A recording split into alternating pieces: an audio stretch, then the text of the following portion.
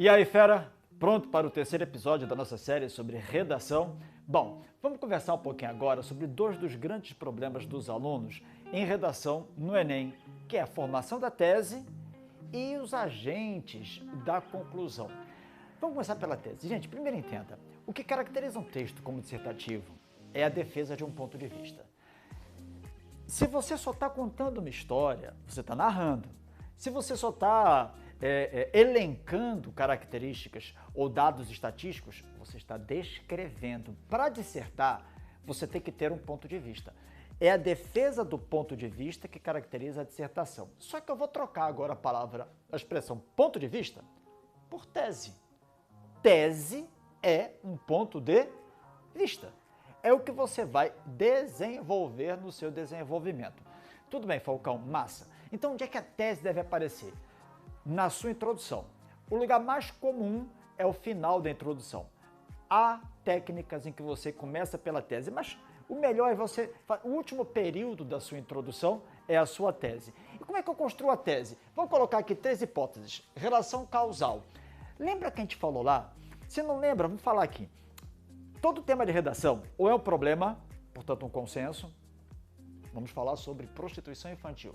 Não há defesa para isso. Todo mundo sabe que é um problema, é consensual que é um problema, tem que ser combatido. Ou é uma polêmica, divide a opinião pública. Afinal de contas, no Brasil, deve ou não deve haver pena de morte para crimes hediondos? Isso divide a opinião pública, tá certo? Ou é uma questão de ordem filosófica? Massa. Quando o meu tema é um problema, a minha tese mais natural envolve causa e consequência. Como é que eu faço? Vamos imaginar que eu estou falando sobre a continuidade do preconceito racial no Brasil. Você termina dizendo, tudo isso se deve a quê? A ambiguidade da lei, que tinha 2 conceitos que este ano foram modificados, como injúria racial e racismo, se deve a tolerância com esse tipo de crime, se deve a quê? Qual é o seu ponto de vista? Vamos falar da fome. Tá, outro problema. Se é outro problema, tem que uma causa aí. Tudo isso se deve à má distribuição da riqueza no mundo, se deve às dificuldades no processo de entrega dos alimentos nas partes mais remotas do planeta, se deve a guerras, a conflitos. Quais são as causas que envolvem este problema? Deu para entender? A tese é só isso. Tudo isso se deve a... Falcão, se não quiser colocar assim, tais fatos se devem a, ou tão fatos são consequência de, funciona da mesma forma, beleza? Outra, relação de oposição. Quando o meu tema é uma polêmica, as pessoas se dividem, porque tem pontos positivos e pontos negativos. No vídeo anterior, a gente estava falando sobre inteligência artificial. Tem ponto positivo? Claro que tem, é evidente. Inúmeros, né? Interconectividade, rapidez de resposta, democratização de pontos de vista. Tem riscos? Sim, mercado de trabalho, como é que vai ser esse processo. Agora está tendo uma greve dos roteiristas lá de Hollywood. Uma das questões tem a ver com a inteligência artificial. Então veja, olha como é que eu vou botar. Se é verdade que a inteligência artificial nos permite tais coisas, não se deve esquecer os impactos no mercado de trabalho. Acabou-se. Está feita a tese. Depois você vai desenvolver o ponto positivo e o ponto negativo nos parágrafos de desenvolvimento. Terceira hipótese. Relação de soma. Eu pego um tema que é mais aberto, que é mais filosófico, e eu coloco, né? Tais dados apontam tanto para tal coisa, quanto para tal coisa. E depois, ainda que não sejam nem oposição, nem causa e consequência, eu retomo esses aspectos nos parágrafos de desenvolvimento. Relação causal, relação de oposição, relação de soma. Assim você constrói sua tese. Tem outras possibilidades? Tem, mas essas 3 já funcionam pra caramba. Agentes da conclusão. Como é que a gente vai agora colocar no final da redação os agentes da conclusão? Vê, galera, eu não posso esquecer que agentes da conclusão tem dois grandes campos.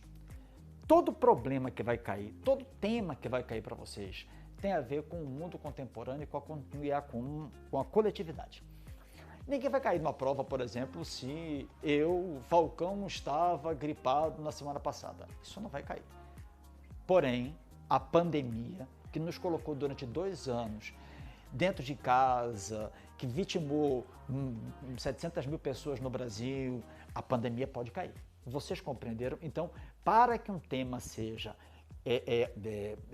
usado pelo Enem, ele tem que ter um traço de contemporaneidade e de coletividade. Resolver situações que envolvem contemporaneidade e coletividade, aqui no Brasil ou em qualquer parte do mundo, envolve um conjunto de esforços onde há, de um lado, o Estado e, de outro lado, a sociedade civil organizada. Então, veja, se você quiser fazer uma conclusão decente, você tem que encontrar um agente do Estado e um agente da sociedade civil organizada. Só que não basta você dizer o governo federal deve, porque o governo federal é uma grande salada. No governo federal tem o Exército Brasileiro. Vamos imaginar que você vai falar sobre, sei lá, você vai falar sobre o uso da robótica na educação. Isso tem a ver com o Exército Brasileiro?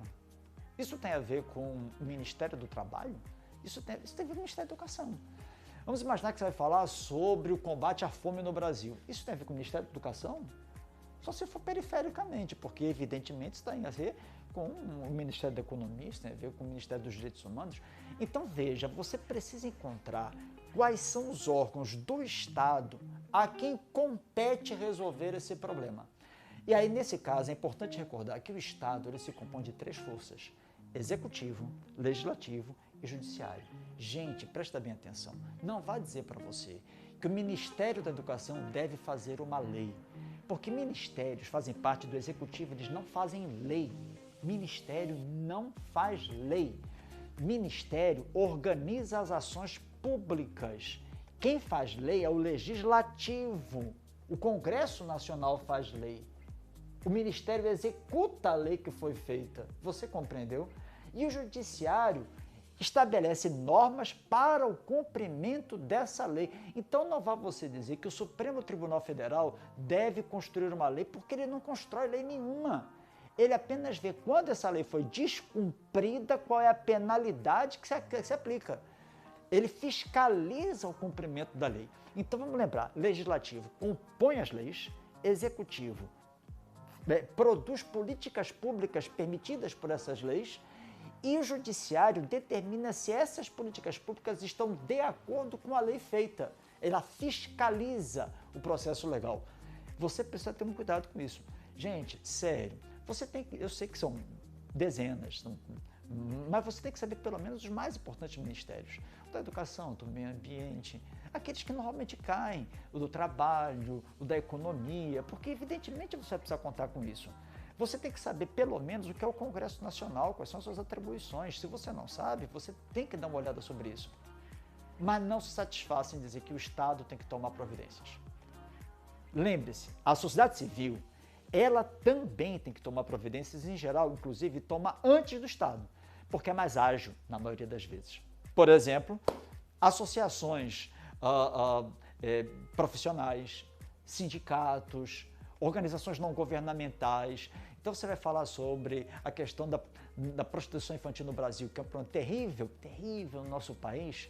Tá? E aí você se lembra de ONGs como Cefêmias, que tem um trabalho fantástico nessa área. Você vai falar sobre a população LGBTQIA+, no nosso país, você vai falar sobre o avanço de certas doenças sexualmente transmissíveis, infecções sexualmente transmissíveis. Você se lembra do trabalho fantástico da Gestos, né, que é outra ONG sensacional que trabalha com esse aspecto. Então você tem que estar ligado em quais são as ONGs que estão trabalhando com aquilo. Você vai falar sobre a infância, e você pelo menos tem que se lembrar que existe um Procriança, que é um programa que visa oferir dinheiro para instituições que estão na sociedade civil organizada, lutando pelo combate do trabalho infantil, da exploração das crianças e tentando de alguma maneira ajudá-las no seu processo educacional.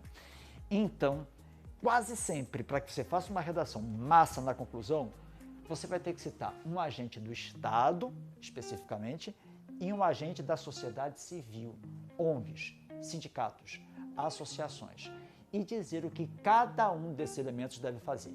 As perguntas fundamentais são: quem fará? O que fará? E como fará? Você responde isso. Ministério tal fará tal coisa desta forma. ONG tal pode contribuir desta maneira, desta forma. Deu para compreender? Galera, boa prova para vocês. Eu espero que vocês tenham usado esses 3 episódios. Se você não ouviu algum deles, vai lá, assiste anteriormente. a nossa conversa sobre a estrutura dissertativa argumentativa, a nossa conversa sobre as competências no Enem, qualquer coisa, conta conosco. Um abraço, boa prova para vocês todos.